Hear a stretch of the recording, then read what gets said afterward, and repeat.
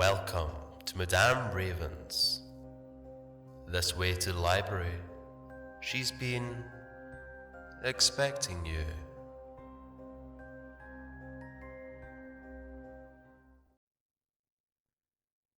The Angels Burned by Atrophied Silence. When I was a kid, my stepfather asked me what I wanted to be when I grow up. A magician, I answered quickly with worldwide clarity. He huffed at that answer. That ain't a job, son. Wearing makeup and doing a little dance at parties ain't a job to seek. Best start looking yonder. I took exception to that and returned with, I said magician, not clown, asshole. That earned me a good throttling. Something I've always had a knack for goading. Sad to say, he ended up being right about the fact, as my dreams of being the next hairy handcuff Houdini never came to pass. So I took his advice and looked yonder. Eventually that led to me becoming a cop. Honestly, I wish I could tell you a noble reason behind that choice, like the desire to help my community or save the world one life at a time. But, as my mother used to put it, only the devil fiddles lies. I spent 6 years working the graveyard patrol. Shifts were divvied up based on seniority, landing me in the nocturnal hours. I didn't mind much. At least not at the time, anyway. The first watch started at 22:30 and ended at 07:15. I'd monitor the empty streets, nothing keeping me company but coast-to-coast radio and the mind-numbing click of my turn signal. Every hour or so, dispatch generously sent out a safety check to keep us sharp and awake. Kind of them, but not all that necessary. Nothing far-reaching ever happened in Colby, much less at 02:30 in the morning. With a population of 5,500, crimes were low and life was fairly slow-paced. Occasionally, petty crime ran the gambit of traffic offenses, domestic disturbances, or underage drinking. In a town with little to offer its younger cliques, alcohol took precedence. We were as rural as Thomas County had to offer, halfway to everywhere. No tall trees or rolling hills, just blue, sky-kissed prairie. There's no place like home. At 02:45 in the morning, the soft robotic voice of dispatch radioed 821-3721, criminal trespass. Even before the details, I already had a hunch where I'd be heading. I pulled onto the interstate, pushed up to 70, and held it there as the town lights became spectral dots in the rear view. At 15 minutes out, the silos of the Windsor mill grain elevator were inevitably visible. Once upon a time, the huge structures were used to stockpile grain, thousands by the bushel. But in an unforeseen tragedy, fire ripped its way through the facility, killing 4 workers in the process. Left in financial ruin, the elevator was shut down and condemned, but not quite abandoned. Its old, charred skeleton still belonged to the owner, Ralph Windsor, the same man who had made the distress call tonight. The place had naturally become a beacon for tourists to explore and hoodlums to tag, so, for Windsor, trespassing calls were typical. Despite his relationship with the place equating to a dead limb, he never stopped safeguarding his perished property. I pulled the cruiser onto the dirt path that sloped towards the fenced entrance. Ralph Windsor's hunched figure was waiting by his truck. He was a burly man, face pinched with wrinkles and a mat of hair that rested greasily over his scalp. "Evening, Ralph," I greeted, crunching up the gravel towards him. "Kid sneaking in the pool again?" He eyed me humorously and tweezed out another cigarette, a nasal twang guiding his voice. Something else, I reckon. I followed him through the gate and across the foregone lot. The silos stood in 15-foot clusters over us, enormous gravestones marred by a great blaze. Adjacent to them was the decrepit ruins of the warehouse, its roof collapsed in sunder and the lower half reclaimed by nature. A breeze of rust-scented wind scraped my nostrils. The incident had brought to light some safety violations as well as poor evacuation measures. To this day, Windsor was never keen on those details, not even after questioning by the media. Despite pushing 83, he still had a firm, farm-like stride. Got a hole in my fence. Probably on camera, too. I heard him sneaking around the basement area. Figured it was just some little shits coming to tag. Nah, these were men hooting and hollering things down there I'd never heard in my life. A bunch of gibberish speak. We walked along the haggard north side of the silo and came to a gaping hole punched into the concrete. The entrance to the basement. How many would you say you heard? I asked him. 3, maybe 4 of 'em. Would have got down there to scare 'em off, but... His sun-dried face slackened. It sounded like there was a tussle. Like they were a-fixin' to hurt someone down there. Does it sound like they have any weapons? Any gunshots? He shook his head and replied, Not that I heard. I crawled through the hole, springing up a cloud of dust at my ankles. You head home, Ralph. I'll take it from here. Whatever he muttered while walking off never reached me. Shining the flashlight, ahead I traced the graffiti-festooned walls. There was always more when I came here, like a new generation added to the mold. The passage to my left opened up to a wide concrete room lined with machinery. Ancient pulleys, once used to hoist things up the silo funnels, now caked in soot and grime like a fossil's vertebrae. As I moved to inspect the area, a distant sound resonated from the shaft behind me. I followed after it, kicking up puffs of ash dust with every step. Even though I'd oft been called to this place, it was still very easy to get lost in the tunnels that snaked beneath the structure. It was like walking down a dark throat to a stomach that still smelled of fermented grain.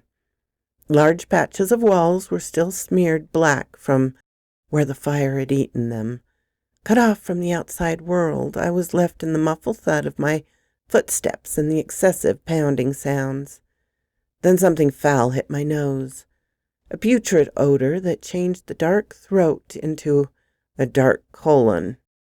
I blew it out, clamping a hand over my mouth to keep from breathing it. My light flickered, burning away the shadows until I settled on a shape slumped against the wall. A man.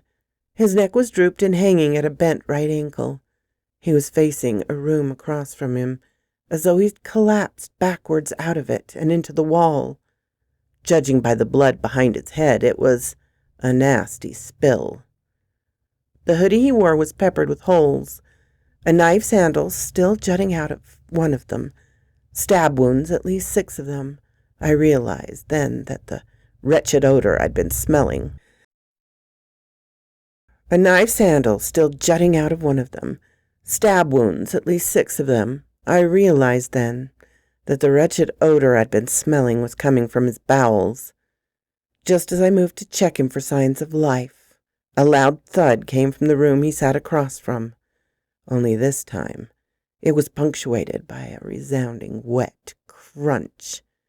Hand on my sidearm, I leaned over my shoulder and glanced inside the room. It was pitch black, and within the dimness a figure's arms rose and fell violently. Another sound echoed, the squelch of something organic. I veered around the corner, gun drawn and flashlight scattering the darkness. Police! Hands up! Something heavy hit the floor. The figure drew back sharply and clambered away. A white face sheened with blood. Please, the man whimpered, eyes bulging with panic. A piece of duct tape was noosed around one of his wrists. I ordered him to the ground. He didn't protest. Sprawled out between us was another man, a red spongy ditch where his face should have been. Spurts of blood still pulsed from the sagging folds. Bits of bone, teeth, and brain perforated the floor. His left eye had been smashed into the nasal cavity, and resting next to its deformed figure was the murder weapon, a sizable chunk of stained concrete. I looked away. I had to. The need to vomit squeezed my gut but shrank back. It was for moments like these, in the raw grit of chaos, that we were trained to steel our nerves. Death was a part of the job, and even in quiet Colby, you witnessed all of its guises. Control the situation, my instructor used to say. Take a breath, put the thoughts somewhere else, board them off somewhere for a therapist to pry open. I don't give a shit, just get the job done. I moved past the corpse and cuffed the trembling man, reciting the Miranda as I frisked his pockets. Do you understand these rights? He said nothing, his gaze flat on the floor and hundreds of miles away.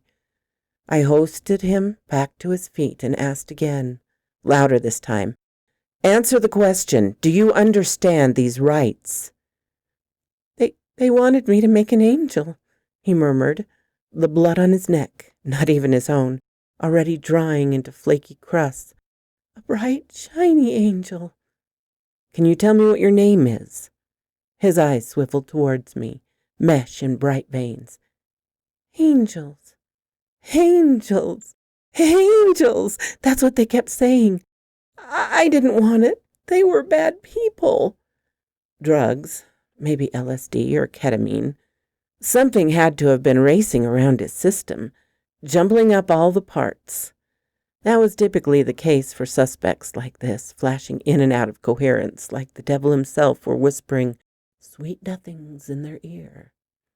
To make matters worse, the man had nothing on him. No license, no credentials. Nothing to his name but the shirt on his back, sodden and red. 1040 to dispatch. I've got a few bodies here at the location Windsor Mill grain elevator. Possible homicide. Suspect is in my custody. Copy that, the voice crackled. Sending available units your way. I steered the man towards the exit, blocking out his deranged mutterings. At that point, I'd have given my left testicle for some fresh air. Then something caught my eye. A large circle inlaid with 6 concentric rings. It looked like more than a mere tag, not sprayed but smeared over the wall in a red, waxy residue. Gray, chalky writings filled each ring that almost seemed to lean and spiral towards the circle center. I couldn't come close to reading it. The writing was too jagged and obscure, like a cave drawing. A mild jitter rolled down my neck, which only worsened as I traced the walls, finding the same sigils scrawled again and again, cultish crests made up of celestial shapes. A few empty jars lined the corners, one of them in shattered pieces. Something sprayed into my peripheral, a fold of shadow snapping forward. I whipped the light towards it. A gray cat poised in the entrance, the mouse it just caught still wriggling in its jaws. I kicked some dust at it, sending the scrawny thing bolting down the dark halls. Without warning, the cuffed man lurched forward as if to vomit, ripping right out of my grasp. I went for my taser, fully expecting him to break for the exit. Oh, if only that's what happened. Instead, he ran the length of the room, circling it over and over. After a good 3 or 4 times, his running slowed and altered into squirming, wild fits, like a swarm of bees were smothering him. Considering his broken bulb of a mind, I wasn't that shocked. It was then a horrible scream rushed out of his throat that I noticed something other than blood and shit in the air. Something burning. Plumes of smoke had started to waft from his clothes. All at once, a trail of blue flame shot up his leg and lapped up his sides. It happened so fast I had barely time to catch the flames unfurl across his chest. Within seconds, he was engulfed by them. Hot air spewed outward in a sort of whoom. The room flared up, spotlighting the copious sigils and our large misshapen shadows. On the ground, roll on the ground now, I shouted over the piercing echo of his agony. His lit, bony frame flailed about the room until it smacked into a wall and flopped onto the floor, worming around wildly. Before I could move to stamp the flames out, they'd already risen to a sputtering thicket, a chorus of dying cells. Human smoke glazed the ceiling and gave rise to a slew of new scents. Fat frying on a stove, burning rubber, and pennies coated in charcoal. Fumes smeared my face with sweat and prickled the inside of my throat. The flames guttered, feeding off the air around him, and beneath him his screams had changed into a guttural hiss. The sound of a tongue finally starting to sizzle. I needed an extinguisher, a bucket of water, a puddle of piss, anything. Considering my options, I pawed for my gun and unholstered it. At that rate, it was either let the poor bastard burn or put him out of his misery. Already straining to make out the human shape within the blaze, I took aim, held my breath, and pulled the trigger. His body convulsed once from the first bullet and went limp after the second. I prized my eyes from the sight, realizing only then how much they hurt. There hadn't been any gas, no substance drenched over his clothes, and no device in his pockets. It just happened. Poof! I needed air, a moment to let my wits fall back into place. Then he started to move again. At first I passed it off as his body curling into itself like charred paper. No, the man rolled over, struggled to his knees, and stood back up. I was convinced the smoke had finally reached my brain and choked it. The man who had burned to death, the one whom I had shot twice, was now standing ramrod straight, staring back at me.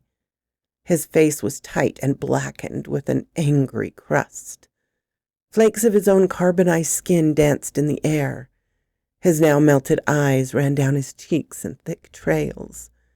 What skin remained was pulled apart like melting wax. Soft, sticky, patches of bone were exposed and browning into dull, rusty colors. But despite how charred its features were, I could still make out the widest of smiles across his face. Head tilted, happy as a clam, as though blissfully unaware of the fire digesting him. A smile unfit for humanity. Mad thoughts flashed through my mind, repeating the same words. An angel, a bright and shiny angel. The man's gnarled head cocked this way and that, as though soaking up the room for the first time. No, I take that back. At that point, the shriveled, crusty face of the thing in front of me belonged to something else. It was eyeing me somehow behind that brittle film that filled its empty sockets. A look of awareness. This wasn't a freak accident, not some trick of the light, but a transition. I could hear the disembodied voice of a narrator describe the scene. Watch carefully as it moves from one stage of its life cycle to the next. A beautiful metamorphosis. Yes, that's what it was. New life, a sleeping god finally able to stir. I didn't feel the gun go off, but I knew I clicked the trigger 3 times, maybe more. The flames wobbled as the thing staggered back. Several new holes now in its chest. Still it did not drop that jovial smile. From behind, the handcuffs snapped as the chain link pulled feebly apart. Somewhere in my thoughts, a thin shriek resounded. I expected a reaction from what I'd done, maybe even retaliation. Instead, the thing turned away from me and put its focus on the largest of the sigils at the back of the room. Drunkenly, it hobbled towards it. Black, disintegrating clods that were once clothes fell from its frame. When it reached the circle, I could only watch as it practically fell into it, went limp, and began to break apart. Layer by layer, its body crumbled and lost its structure into powdery fragments. A great heap of charcoal dust formed at its feet, its mounds of black sand. As more of its shape collapsed, the flames slackened and continued to wither until both were no more. The room once again returned to darkness. A voice chattered over the radio, only to join the faint frequency of my shock. I shined my light over the sigil, heat still radiating off of it, and scarred over its center was the vague silhouette of a man, left behind like an atomic shadow. On May 6th, 2020, at approximately 0200, a gray cargo van pulled off beside the road and parked on the north end of the Windsor Mill grain elevator. According to the camera feed, 2 males left the vehicle, opened its rear, and dragged out a third unidentified male, appearing bound by some means.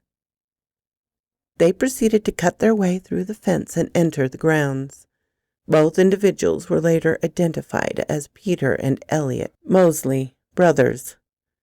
After their arrival, at approximately 2:45, Officer Tucker, was dispatched in reference to the disturbance. By the time I arrived on the scene and located both suspects, they had succumbed to severe injuries.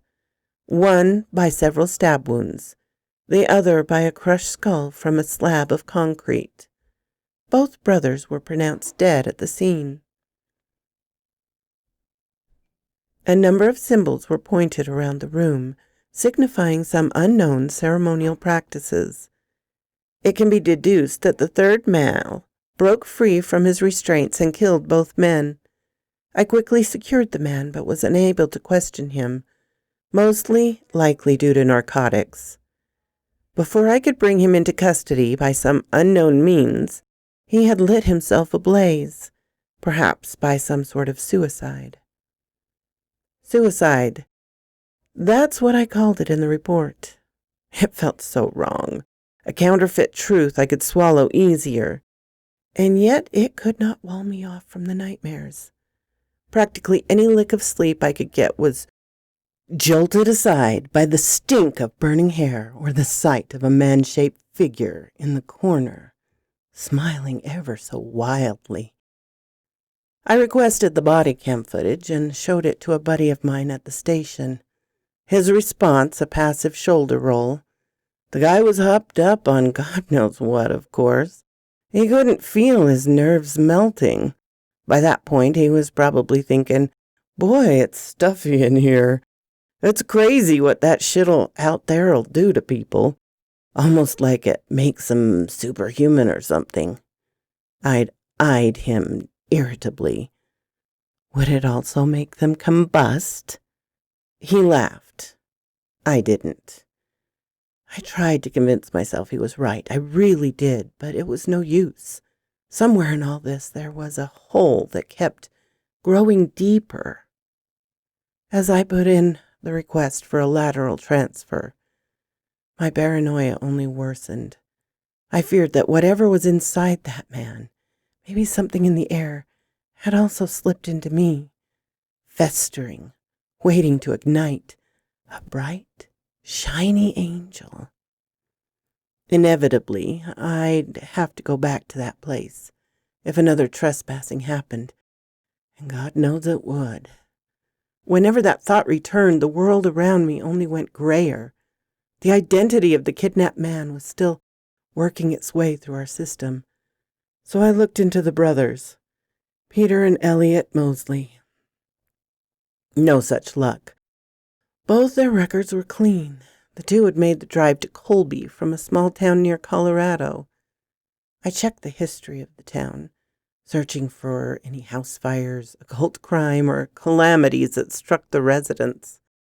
What can I say? I was desperate.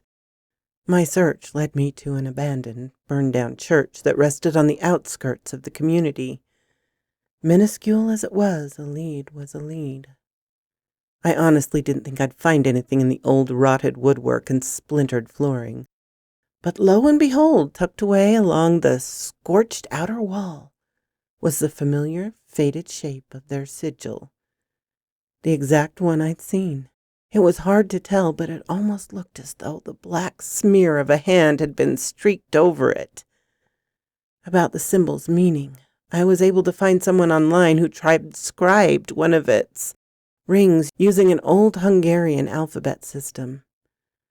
Free of flesh. I don't know how far I'll get in all of this, and frankly, I'm terrified to keep going. What did it all mean? Were the others out there doing this to people? Was it happening now, in another forgotten, burned-up place? Despite all my questions, one thing was certain to me. In the dark halls of Windsor Mill, even the angels burned. So quoth this raven.